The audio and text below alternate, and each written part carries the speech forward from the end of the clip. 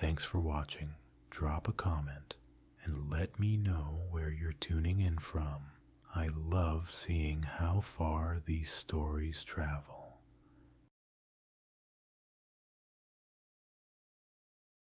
Hello, my friend, and welcome. Tonight, let us journey far beneath the waves to a place lost to time and tide. In the stillness of your room, imagine the gentle hiss of a bathysphere descending into darkness, the water outside growing dim and quiet. In this calm moment, I invite you to relax and listen as I softly recount a whispered tale of ambition and downfall. This is the history of Rapture, a city born from dreams, now sunken in silence. Take a slow breath, close your eyes if you wish, and allow the ocean's embrace to soothe you. We are about to explore the rise and fall of a secret underwater utopia, told in a soft murmur like a bedtime story from the deep. Let the world above fade away and drift with me into Rapture's story. The birth of Rapture. Many years ago, in the aftermath of a great war, a visionary man named Andrew Ryan conceived of an impossible city beneath the sea. Andrew Ryan had seen the horrors of tyranny and oppression on the surface. He had fled from communist revolution in his homeland and witnessed nations tearing themselves apart.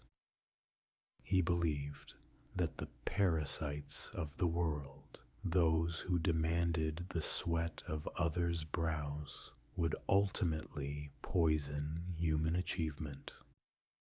To Ryan, both communism and unchecked government, even religious authority, were threats to individual greatness. He dreamed instead of a sanctuary where the artist would not fear the censor, the scientist would not be bound by petty morality, and each great man or woman could thrive by the strength of their own ambition. In the late 1940s, as the Cold War loomed and nuclear fire threatened humanity's future, Ryan set his bold plan into motion. He marshaled his vast wealth and gathered like-minded idealists. Together, in utmost secrecy, they set out to build a paradise hidden from the parasites of the surface world. An artistic depiction of Rapture's underwater skyline, its Art Deco towers glowing softly with neon lights in the dark ocean depths. Deep on the floor of the North Atlantic, between Greenland and Iceland, construction of Rapture began. Imagine the scene. Enormous steel girders and glass panels lowered into the cold black sea. Engineers in diving suits welding tirelessly under swaying spotlights. In November of 1946, the first sections of the city were anchored to the seabed, and Rapture welcomed its initial residents shortly thereafter. Over the next few years, the city blossomed beneath the ocean. Elegant high-rise buildings of sleek Art Deco design were assembled piece by piece on the surface, then carefully submerged and secured to the ocean floor. Crystal domed walkways and grand concourses interconnected the towers, all pressurized and warm against the crushing weight of the sea. Inside, the halls were lavishly decorated, marble floors, brass railings, and opulent theaters and galleries, as if the style of 1940s New York had been transplanted underwater. Outside every window, flickering neon signs cast a gentle glow into the endless dark, and schools of fish drifted past street lamps as if they too were citizens of this hidden metropolis. It was a beautiful dream made real. Rapture, a city without gods or kings, only man, as Andrew Ryan proclaimed, a philosophy he lived by, though he would not use those exact words aloud here. In Rapture's early days, there was a profound sense of wonder and hope. People whispered that the city was a miracle, a testament to human genius and will. The ocean, held at bay by human ingenuity, lapped quietly against the glass. Far above, the world didn't even know that an entire city now glimmered on the ocean floor. Andrew Ryan's presence was felt everywhere in Rapture. His ideals were enshrined in the city's very foundations. Upon arrival, new residents would see a grand statue of Ryan and banners extolling the virtues of free enterprise and individual will. In this underwater Eden, there were no presidents or popes, no G. They came from all over, drawn by the promise of a utopia where one's success would be measured only by one's talent and drive. As the final construction completed in 1951, Rapture stood as a triumph of human engineering, a thriving city beneath the sea, hidden from the rest of civilization. The stage was set for an era of unfettered progress and creativity. In these moments of the city's birth, if you listen carefully, you might imagine the gentle hum of Rapture's power grid coming alive, the distant echoes of jazz music starting to play in an upscale ocean view lounge, and Andrew Ryan's smooth, confident voice welcoming the pioneers to their new life under the sea. The rise of innovation. Rapture entered a golden age of innovation and prosperity. In its first years, the city truly seemed to fulfill Ryan's lofty vision. Free from government oversight or morality laws, scientists and inventors were limited only by their imagination. By the mid-1950s, miraculous advancements were emerging from Rapture's laboratories and workshops. In this softly lit world beneath the waves, genius flourished. Engineers improved the city's infrastructure with automated systems that kept air flowing and seawater at bay. Renowned artists opened galleries and clubs, their creativity uncensored and often eccentric. And perhaps most astonishingly, a young researcher named Brigid Tenenbaum discovered a substance that would forever change life in Rapture, a genetic marvel called Atom. Tenenbaum had observed a peculiar sea slug with the ability to regenerate injured tissue. From this humble ocean creature came Atom, a raw, plasmid-rich substance with nearly magical properties. When refined into special serums known as plasmids, Atom allowed people to rewrite their own genetic code and develop extraordinary abilities.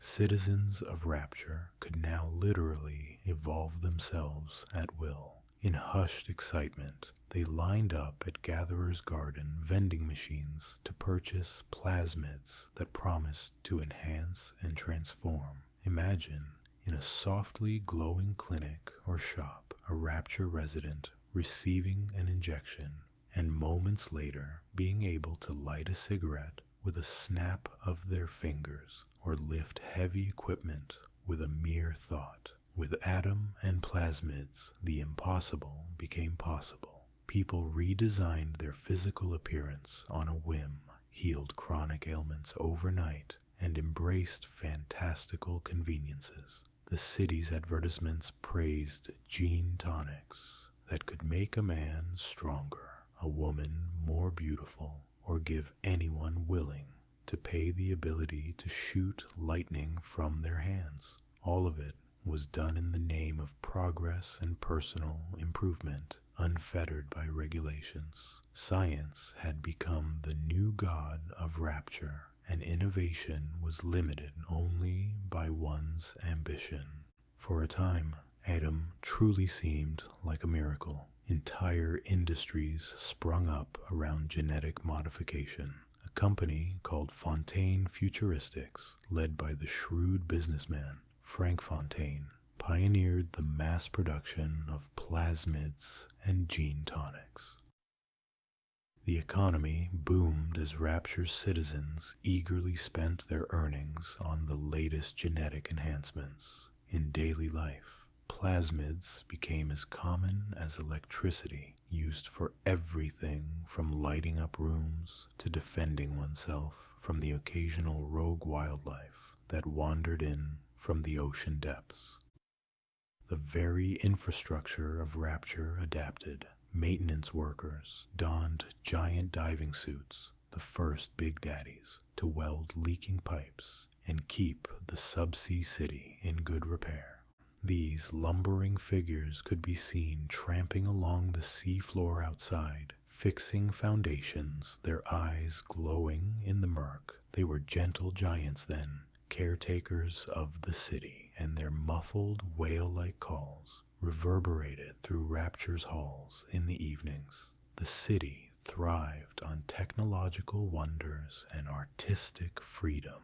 In those years, one could stroll down Neptune's Bounty Promenade under the aquarium glass ceiling, hear a famous violinist performing in an open-air atrium, then stop by a plasmid demonstration where scientists unveiled the latest genetic marvel. Hope and pride filled Rapture's oxygen-rich air. Andrew Ryan was fond of reminding everyone, in his measured, confident whisper, broadcast citywide, that the great chain of industry was guiding them all to a brighter future, each individual's efforts linking together for the betterment of the city. It truly seemed that Rapture had achieved the impossible.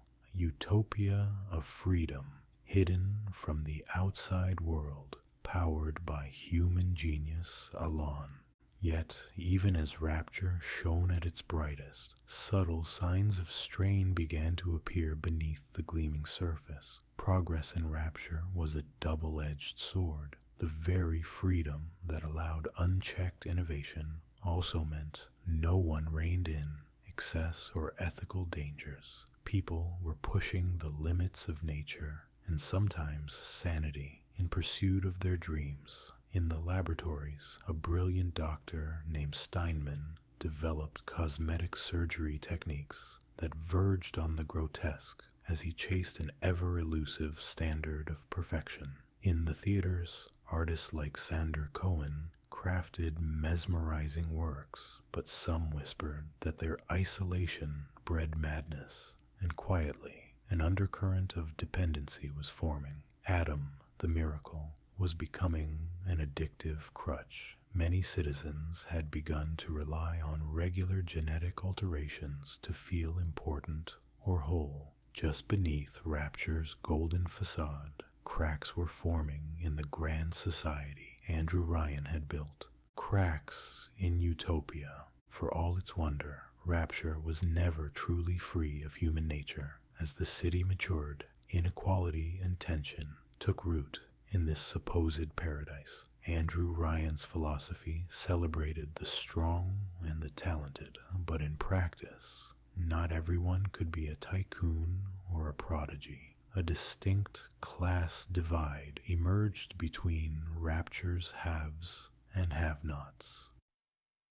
In the luxurious complexes of Olympus Heights and Mercury Suites, Rapture's elite enjoyed sumptuous dinners, attended galas, and enhanced themselves with the most expensive plasmids. Meanwhile, far below in the cramped tenements of Pauper's Drop, the less fortunate struggled to get by.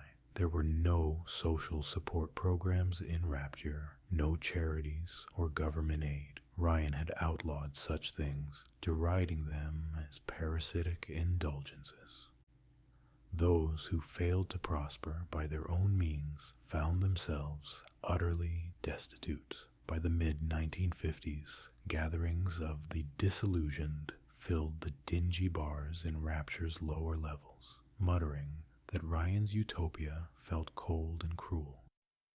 Working-class folks toiled long hours to maintain the city's grandeur, yet reaped few rewards. Jealousy and resentment festered in those dimly lit alleys where neon signs buzzed and flickered. Rapture's ideal of everyone rising by merit began to ring hollow to those stuck at the bottom. Even as string quartets played in marble lobbies up above, families in the fishbowl diner scraped by on meager rations. The soul of the city was fracturing into two worlds, the privileged and the desperate. Andrew Ryan himself grew increasingly paranoid and protective of his creation. He heard the grumblings of discontent and saw threats in every shadow. To preserve Rapture's secrecy and purity, he cut off all contact with the surface. Sometime in the early 1950s, as the Cold War intensified, he issued an edict that no one could enter or leave Rapture, and all communication with the outside world was banned. The city beneath turned inwards upon itself, isolated under the Atlantic. While this kept Rapture safe from prying governments above, it also meant that those within were truly trapped in Ryan's world. For better or worse, supplies from the surface began to run low, fostering a burgeoning smuggling trade. In back rooms and hidden docks, some enterprising souls started sneaking in contraband, luxuries like fine wines, or even basic goods and forbidden religious items for the homesick. These smugglers were folk heroes to the poor, but criminals in Ryan's eyes. And in the shadows of this black market rose a man who would change Rapture's destiny, Frank Fontaine. Fontaine was a clever and ruthless businessman, an opportunist who saw profit and power in Rapture's every weakness. He built an empire by exploiting the very people Ryan's philosophy left behind. Under the guise of philanthropy, Fontaine opened Fontaine's Home for the Poor and a public Little Sisters orphanage. He presented himself as a man of the people, offering food and shelter to the downtrodden of Rapture. Grateful citizens flocked to his charities, not realizing they were pawns in Fontaine's grand scheme. Behind closed doors, Fontaine was amassing control. His orphanage served a sinister purpose. The children under his care were unknowingly being groomed for atom extraction experiments. Dr. Tenenbaum's discovery had shown that implanting the sea slugs into human hosts, especially little girls, dramatically increased atom yield. Fontaine seized on this, effectively creating the Little Sisters, innocent girls turned into atom-producing vessels, roaming the city to recycle the genetic material from the dead. It was a horrific means to feed Rapture's growing addiction, and Fontaine kept it hidden under a veneer of benevolence. At the same time, through Fontaine Futuristics, he controlled a large share of the plasmid market. He was selling the cure and the disease all at once and making a fortune. With each passing month, atom dependency in the populace grew worse. What began as a scientific marvel was now a citywide addiction. The more people spliced their genes, the more atom they needed just to feel normal.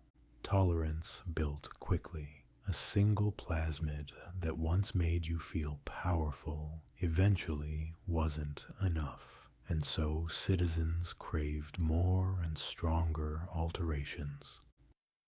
Without fresh atom, withdrawal set in psychological and physical breakdowns that drove people to desperation. Through Fontaine's black market smuggling and plasmid sales, he held the supply that everyone wanted. In secret, he also smuggled in weapons and forged alliances with disaffected groups. Andrew Ryan, at first, admired Fontaine's rise, seeing it as proof that in Rapture any determined man could achieve greatness. But eventually, evidence of Fontaine's crimes piled up. Ryan's security chief discovered Fontaine's extensive smuggling routes, which threatened to expose Rapture's location to the outside world. More alarmingly, Ryan began to realize that Fontaine's so-called charities were fronts, tools to build loyalty among the lower class and possibly an army against him. By 1958, Andrew Ryan saw Frank Fontaine as the gravest internal threat to his utopia. Tensions came to a head in the autumn of 1958. Ryan's authorities moved to arrest Fontaine and shut down his operations, raiding his smuggling warehouses with force. A violent clash ensued, and in the firefight, Fontaine was reportedly killed, shot dead by Ryan's men. His death was announced to the city, and for a brief moment, Andrew Ryan breathed easier, believing that the cancer within Rapture had been excised. Ryan appropriated Fontaine's businesses, folding Fontaine Futuristics into his own control. But this victory was not what it seemed. Fontaine had played his final card. The clever devil had staged his own death to slip away from Ryan's justice. In the power vacuum that followed, a new figure rose to prominence among the discontented masses, a charismatic leader known only as Atlas. Atlas spoke with a soothing yet rousing voice and a charming Irish brogue. He called himself a simple family man, a fisherman who had seen his wife and child suffer under Rapture's inequalities. To the angry poor, Atlas became a symbol of hope and rebellion. He gave fiery whispered speeches in the slums, promising to break Ryan's tyranny and share the city's plenty with all. What the public didn't know, what would only later be revealed in Rapture's final chapter, was that Atlas was Frank Fontaine in disguise all along.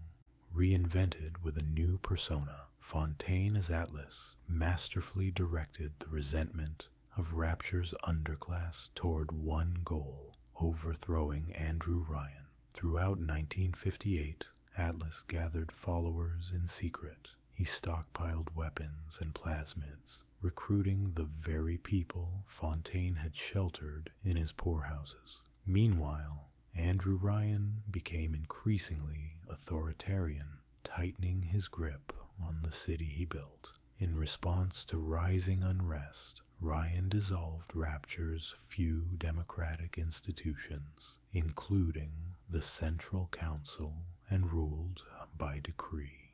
Curfews were imposed, propaganda posters appeared in every corridor, and any problem citizens who spoke too loudly against Ryan's rule often vanished overnight. Some were imprisoned in a remote undersea penitentiary named Persephone, Rapture's own gulag for dissenters. The irony was bitter. To save his dream, Ryan became the very sort of dictator he despised, coercing the populace to obey for the sake of order.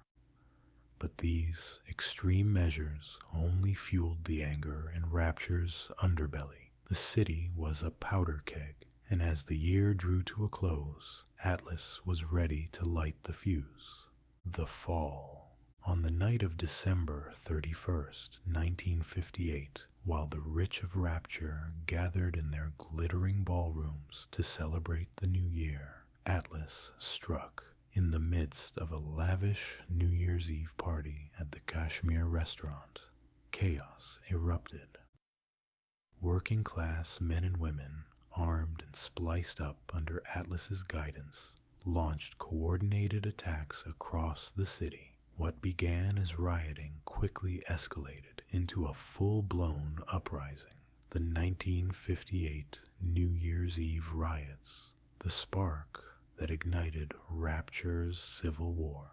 In the Kashmir's golden dining hall, streamers and champagne flutes were shattered by gunfire and telekinetic blasts, blood mixed with spilled wine on the marble floors as masked rebels drag the complacent elite out into the street. All over Rapture, similar scenes played out. Explosions in the plasmid factories of Mercury Suites, skirmishes in the fisheries of Neptune's bounty, fire spreading through the once tranquil Arcadia parks. The city of Rapture, so long kept in delicate balance, descended into anarchy and violence as the clock struck midnight and the year 1959 was born in fire. Atlas's forces, many of them ordinary citizens who had known hunger and injustice, were ruthless and desperate.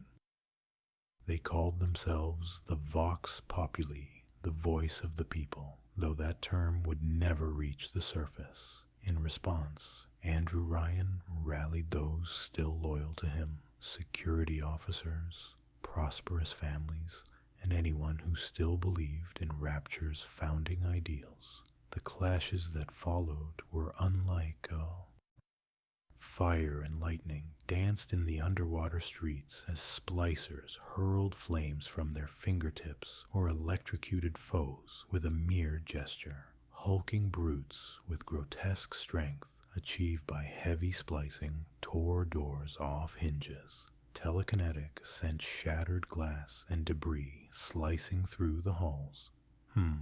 The very technology that had made Rapture extraordinary now made its downfall extraordinarily savage. As one observer noted in a diary, this conflict would be decided not by who had the biggest bombs, but by who could transform themselves into the greater monster. Each side kept upping the ante stronger plasmids, more atom injections, in a race to outmutate the other. The elegant civilization of Rapture rapidly crumbled under this genetic arms race. For months, civil war raged in Rapture's corridors. The fighting dragged on through the winter of 1959. An endless nightmare of ambushes, barricades, and massacres in what had once been peaceful civic spaces. Somewhere in the darkness, Atlas, the man behind the curtain, Fontaine himself, directed his rebels, while Andrew Ryan became ever more cold and brutal in suppressing the revolt. The cost was immense. Blocks of the city flooded as stray explosions and sabotage damaged Rapture's undersea barriers. Entire districts were reduced to dark, leaking tombs. The lights flickered and went out in one sector after another, until much of Rapture lay in eerie darkness lit only by emergency lamps and the occasional flash of plasmid fire. The population plummeted. Many were killed in the crossfire, and others who couldn't cope with the terror took their own lives. Worst of all, Adam had transformed countless people into deranged creatures. The heavy users, those who had spliced again and again, lost their minds entirely, becoming what came to be known as splicers. These were once ordinary men and women, now twisted by addiction into pale, irrational predators craving more Adam. They babbled nonsense or screamed in rage, their humanity all but gone. In the chaos of the Civil War, these splicers roamed free, attacking anyone they encountered. Some even worshipped Adam like a false god, gathering in hideouts to chant over the substance that had ruined them. The distinctions between Ryan's forces and Atlas's rebels started to blur as more fighters succumbed to the madness. Rapture had descended into a dystopian nightmare of violence and insanity. Amidst this turmoil were the haunting figures of the Little Sisters. These young girls, once orphaned innocents, had been implanted with sea slugs and psychologically conditioned to harvest Adam from corpses. In the dark of Rapture's evenings, they would emerge, singing gentle lullabies to themselves, their eyes glowing a dreamy gold. They wandered the carnage-filled halls in bare feet, oblivious to danger, and used long needles to extract Adam from the fallen angels, any dead body they could find. To them, under heavy conditioning, the bloodied bodies were wrapped in a comforting illusion. They saw the world as a garden and the dead as sleeping angels. It was a vision, both grotesque and sad. Protecting these little gatherers were their appointed guardians. The big daddies, now repurposed from builders to fearsome bodyguards. These gigantic men in armored diving suits escorted the little sisters, responding to their every whim. If a little sister was threatened or even approached too closely, her big daddy would emit a low, mournful moan and then charge with terrifying fury. Armed with enormous drills or rivet guns, big daddies would crush anyone who dared harm their small wards. In the shattered remains of Rapture, the sight of a big daddy patrolling with a little sister humming softly by his side was common and unsettling. Imagine encountering them in a ruined hallway, the little girl skipping and humming a nursery rhyme, the huge metal titan lumbering behind her with heavy footsteps that echo in the flooded corridor. Even the maddened splicers feared and respected this pair bond. Many a would-be attacker was instantly impaled on a big daddy's drill in a spray of sparks and brine. And yet, this twisted duo was one of the only tender relationships left in Rapture, as distorted as it was, for the big daddies cared for the L. In a way, that strange bond of protector and child was one of the last lights of decency in the city, even as it served the gruesome purpose of sustaining Adam's cycle. As 1959 wore on, Rapture was dying. Hall by hall, room by room, the city fell into ruin. Andrew Ryan, desperate to maintain control, resorted to measures that betrayed his own principles. He secretly had a pheromone signal implanted into Rapture's air supply that could control the spliced population, effectively turning many remaining citizens into puppets who would follow his commands blindly. In doing this, Ryan forsook the last vestige of the free will he had once championed, becoming the very tyrant he loathed. Atlas, Fontaine, too became cornered. By the end of that year, Ryan's pheromone-controlled armies of splicers put Atlas on the defensive. In a final gambit, Atlas activated a sleeper agent he had planted long ago, an unwitting pawn, conditioned to obey the phrase, "Would you kindly?" A man who would arrive in Rapture in 1960 and ultimately confront Andrew Ryan. But that is another story, one of personal tragedy and revelation. Suffice it to say, in the climactic moments of Rapture's civil war, even Andrew Ryan himself met his end. Cornered in his office at the heart of the city, Ryan chose a bizarre and fatal act of defiance rather than surrender. The details of that confrontation are lost in whispers. A man, a phrase, a golf club, echoes of a final lesson in free will. What matters is that Ryan, the creator of Rapture, died by the very chaos he had unleashed, his last breath mingling with the flooded air of his dreams. Without its founder, Rapture's fate was sealed. Not long after, Frank Fontaine, as Atlas, too was defeated, overwhelmed by the same forces he had set in motion, brought down by those he sought to use. By the early 1960s, the Civil War sputtered to an end, not with victory for any side, but with Rapture itself as the loser. The once great city was a shattered wreck. Its grand plazas were filled with rubble and seawater puddles. Its citizens lay dead or transformed into monstrosities. Silence, broken only by dripping water and distant groans, hung in the air where lively jazz and laughter once resounded. Rapture had fallen, a utopia undone by its own excesses and internal strife. What remains? In the aftermath of the fall, Rapture became a graveyard of ambition. The year is 1960 and beyond. What was once a shining metropolis is now largely in ruins. Flickering neon signs still sputter here and there in the drowning darkness, casting eerie reflections on corridors now home only to echoes. Water leaks through cracked walls and ceilings in a slow, ceaseless trickle. With each passing day, the ocean reclaims a little more of the city.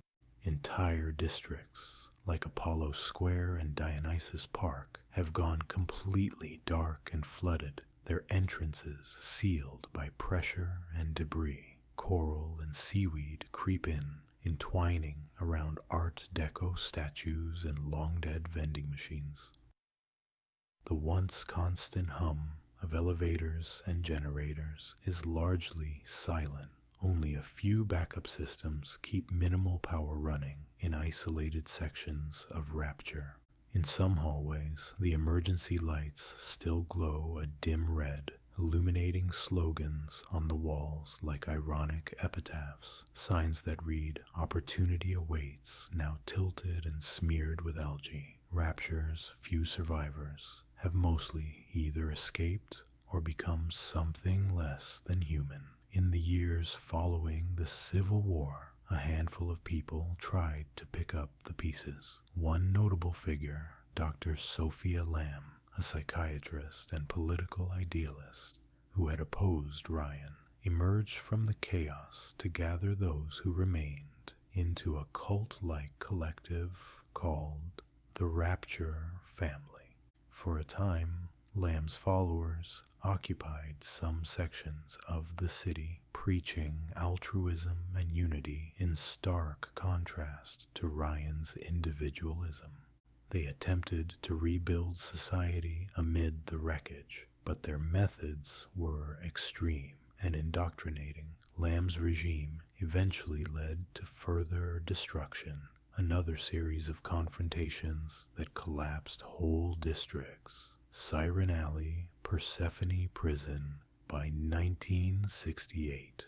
In the end, Lamb's vision failed as well, and she too left Rapture stage. Her utopian experiments drowned alongside Ryan's. Those turbulent events of the 1960s only hastened Rapture's deterioration. By the late 1960s, virtually no sane, unmodified human was left living in the city. Bridget Tenenbaum, guilt-ridden by her role in creating the Little Sisters, managed to rescue a few of the girls and escaped to the surface, seeking a cure for the atom addiction that had destroyed so many. She described Rapture as a nightmare she needed to end, and indeed, she never returned once she left. Others who could tried to flee as well, perhaps in bathyspheres or improvised submarines, though most of those attempts ended in drowning or failure. What remained in Rapture were the dregs of its downfall, roaming packs of splicers, wild and starving, lurking in the shadows among the dripping tunnels. These splicers, further degenerated over time, fought one another for the last few drops of atom in the city. Their once fine clothing hung in tatters, their faces now pallid and deformed, contorted with paranoia. Some retained a flicker of their old selves. A mad artist still painting in blood on a wall, or a former surgeon muttering lullabies as he wanders an abandoned clinic. But none of them are truly human anymore, and they grow fewer each day, victims of each other or simple starvation. The big daddies still stalk the corridors as well, utterly single-minded without orders, some continuing maintenance, A few big daddies still guard their little sisters, though by now most of those girls have been freed or have grown up. Those that matured became something entirely new. Big sisters, aggressive and tragic figures themselves. But that is a tale for another night. In the empty halls, a lone big daddy's moan might echo, a sound of mourning in a catacomb of dreams. But there are fewer little sisters to protect now. The atom they gathered is largely exhausted, and without atom, there is no economy, no lifeblood left in Rapture. Slowly, inexorably, Rapture is decaying, with no one to maintain the complex systems that kept it alive. The city's infrastructure fails piece by piece. Pumps that once expelled seawater are clogging and breaking. As they falter, floods spread. You can picture it. A maintenance pump coughs and dies in a distant corridor, and in the silence that follows, water begins to seep through a hairline crack, gradually widening until a thin jet sprays into the hall. Over days, that trickle becomes a torrent, and an entire room fills with water, quieting any remaining lights. One by one, the lights of Rapture blink out. By now, the 1970s, 1980s. Nearly all of the Grand City lies in darkness, save for bioluminescent algae and the occasional sparking wire. The structural supports themselves are weakening. Rapture's architects used aluminum alloy in much of the construction, lightweight for building, but not as strong as steel. After years of stress and saltwater corrosion, beams are buckling. Eventually, inevitably, gravity and the sea will win. Perhaps decades after its fall, towers start to collapse entirely, pitching down into the silt with thunderous quiet that only the fish will witness. By the dawn of the 21st century, if one were to somehow find Rapture's location, they would discover nothing but a barren heap of metal and glass on the ocean floor, fully claimed by the deep. Rapture, the impossible city, will have returned to impossibility, just a myth, a cautionary fable about the hubris of man buried under barnacles and coral. And yet, as we recount this in a soft hush, there is a melancholy reverence to Rapture's memory. The city may be gone, but its story survives to teach and to wonder. The tale of Rapture is like a half-remembered dream now, a dream of human achievement and the nightmare that followed. What remains are the lessons and the echoes. In the silence of the ocean, if you press your ear to the cold glass of a bathysphere, you might almost hear it. The faint strains of a once sweet violin melody reverberating through distant water, or the final whispered words of Andrew Ryan declaring that a man must choose. Rapture's legacy drifts in the currents of history, its gleaming promise in tragic downfall serving as a warning of extremes, of what wonders and horrors unfettered ambition can create. Ultimately, the grand experiment under the sea ended as all isolated. Now, our journey through Rapture's history draws to a close. We have wandered through its creation, basked in its short-lived glory, and witnessed its final collapse, all in hushed tones like a lullaby of a distant storm. The ocean has long since swallowed the noise and fury, leaving only quiet. Here in this moment, let the silence of Rapture's resting place wash over you. Feel the gentle weight of the deep sea calm around you, as if you too are floating in that bathysphere, safe and isolated from the world above. The rise and fall of Rapture is a somber tale, but told softly it can lull the restless mind. In the end, even the most dramatic stories become gentle echoes when heard from far away and long ago. As you breathe deeply now Imagine the dark, tranquil water enveloping the city, preserving its secrets. The fierce struggles and bright neon of Rapture have faded to a cool blue twilight down below. All is peaceful there at last, and you, listening here, are also at peace. Let any remaining tension drift away, sinking like a coin tossed into the sea. You are far from any worry, cradled in the quiet that follows our story. If your eyes are not already closed, you may let them close now. In your mind's eye, the final image of Rapture might glow softly, a skyline beneath the waves, before it too dims and lets you rest. Thank you for coming along on this whispered voyage under the ocean. Let the lessons of Rapture stay gently in dreamland now, and allow yourself to sink into sleep. You are safe, you are calm, and the world is quiet around you. May your dreams be peaceful, and may you awake refreshed, far above in the warm light of day. For now, together with the silent city beneath the sea, we say goodnight. Sleep well.